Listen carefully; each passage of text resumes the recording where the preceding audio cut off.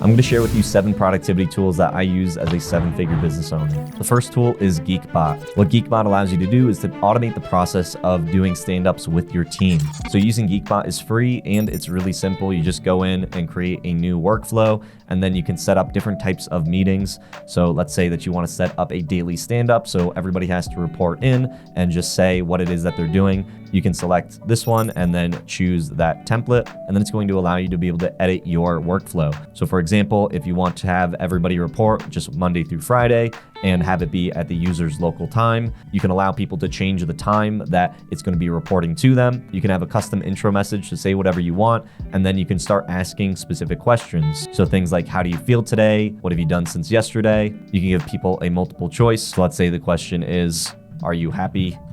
And they can put yes or no, and that's just as an example. These are the types of questions that I want to know and ask my team every single day. How do you feel today? What's something that you're grateful for? What's the name of the project that you're working on? What have you done since yesterday? What will you do today? And is there anything blocking your progress? This next tool is SendSpark. SendSpark allows you to be able to record video messages very easily. So all I need to do is to click on SendSpark, and then I can choose whether I want to record my face, whether to do screen, or I could do my screen and my face like that. Hello. And then you can select what type of settings you want. All you need to do is to click record. Then you can select either your entire screen or a specific tab. So for me as a business owner, it's just much easier if I have to show my team something. I can record a video of my screen and explain what it is that I need them to do, send them the video so I don't have to type out a whole message. What I really like about SendSpark that's different than Loom is that I can also just manage my whole team from here, and giving them access to SendSpark is very affordable. So when I log into the back end of SendSpark, I can click on manage team and I can just very easily add teammates. Another really cool feature that I like is the request library. So I can copy a request link, and then when I send this to somebody, they will be requested to record a video. So they'll get a page that looks like this, and it says Julian's requesting a video from you, and then they can actually just record their video from their screen. So for example, in one of my coaching businesses, whenever they are going through the program, I give them access to this link and I ask them if they can record a testimonial sharing their experience. So rather than me having to reach out to them, they just go through the modules, and there's a section where it says, please record a testimonial of your experience, and they can just go to a screen like this, record it, and then I'm able to receive it and I get notification. Another pretty useful feature of SendSpark is that you can have a team library. So if your team is recording a bunch of videos, you can organize and have all of your videos in one central place for that team. And another really cool feature about SendSpark is whenever you record a video and you send it to somebody, you get notified as soon as somebody watches it. So again, as a business owner, it's great because you can record these videos and you can know as soon as your team watches the video. The next productivity tool that I use is Vimeo. Vimeo is a video hosting platform, but what I really like about Vimeo is the ability to be able to comment on videos. So this is really useful for me as a content creator. I can go in and I can make comments on specific parts of a video. So if there's something here that I don't like, so maybe I can say something like change the B-roll, or I can go through and I can say change out this image.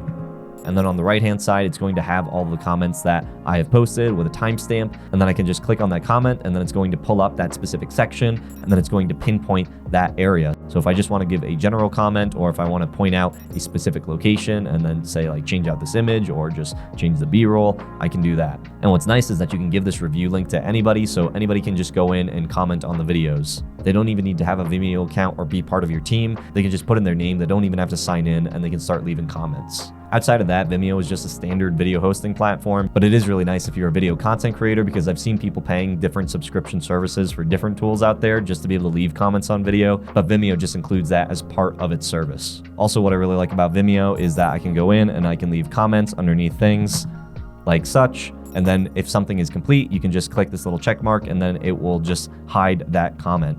If you need to delete something, you can then also just delete them as well. This next productivity tool is called Upbase. Now, what I really like about Upbase is that it's like Notion, Slack, Trello, and all of these different types of project management tools had a baby and put it into one in a very simple form that's very affordable. So when you log into Upbase, you can create what's called a list, and your list is essentially where all of the activity for that specific thing is happening. So for example, everything related to my YouTube channel is in this list, and if I create another list, then it's associated with a different business or a different channel. This is where you're going to be spending the majority of your time in the task section, and the task is very similar to Trello. You have these little cards, and you can edit your card to have whatever you want in it. You can leave comments in it directly onto this card. and the conversations will be there. Next is the docs section, and that's where you can link anything from your Google account and you can integrate it directly into here. So that way your team doesn't have to go to Google. They can just go to the docs and access any of the important files that you need to share with them. Calendar is integrated with your tasks. So whenever you have a task and you put a date on it, it is going to show up in the calendar. Messages is where you can create announcements and post any information for your team to be able to access. And then the chat is similar to Slack. You can have direct messages, you have channels, and you can communicate with your team in those channels or direct messages. And then the last really cool feature that I like about Upbase is the tags. So whenever you click on the tag, you can see all of the tasks that have that tag assigned to it. So if I create this tag, I can see all of the tasks that have that tag associated with it. I can click on it and I can edit my task directly from here. I can change the date. I can change who it's assigned to. I can change the tags. All of that can be completely done from here. This next tool is called Bitwarden, and I absolutely cannot live without this tool, and I love it for a bunch of different reasons, which I'm going to cover in just a minute. But just to give a little pre-context, I was paying for Dashlane for years,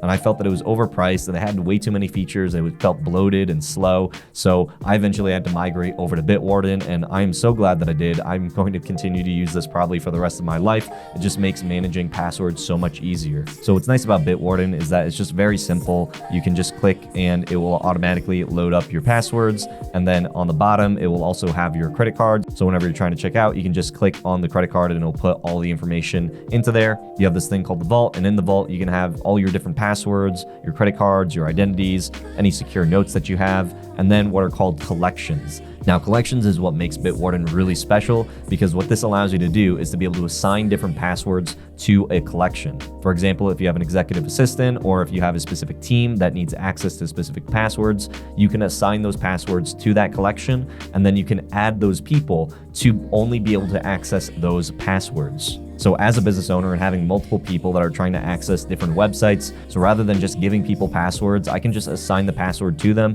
so they don't have to write the password down, they don't have to remember it. It's all going to be stored directly in Bitwarden. And what I'm able to do is actually go in and see in the reporting dashboard who is accessing what passwords at what time. So that gives me security, knowing who's actually using the passwords and are people actually using the stuff that I'm giving them. So I can just go into the reporting dashboard and then look at any specific date, and I can find out when somebody used the password and at what time. Like I mentioned previously, you can invite members into your organization and give them limited access to specific passwords. This next tool is called TextBlox. So what TextBlox allows you to do is to create a short key. That way you're not having to type things out multiple times. So for example, if I say \sig, it will automatically put a signature, or if I do style, it will automatically have all these different styles, and I can create my own sample snippets just like this. So I'm just going to click on create a new snippet, and then I can say, hello world, and we can make that bold, and then I can call this snippet hello, and now I can try it out.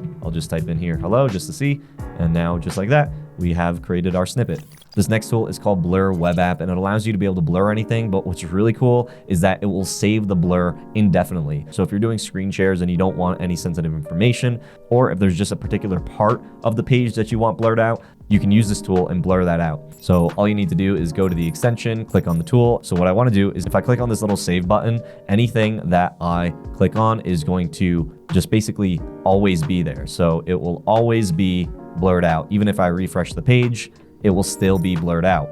If I want to go back, and if I want to remove it, I can go back here. I'll click on save, I'll click on clear all, and now this will be permanently here. If there's a specific section that I want to blur out, let's say I want to blur this guy's face, and I don't want to look at his face anymore. Now I can scroll down and his face will always be blurred. It doesn't matter if I play the video or not, that section of the screen will always be blurred. And if I refresh the page, it will still be blurred as well. I can open the app up back again, click save, click clear all. That way I'm saving that I want everything to be shown. And then if I refresh the page, now everything is back to not being blurred again. So if you like productivity tools coming from a business owner, then watch this video here where I share my top AI productivity tools.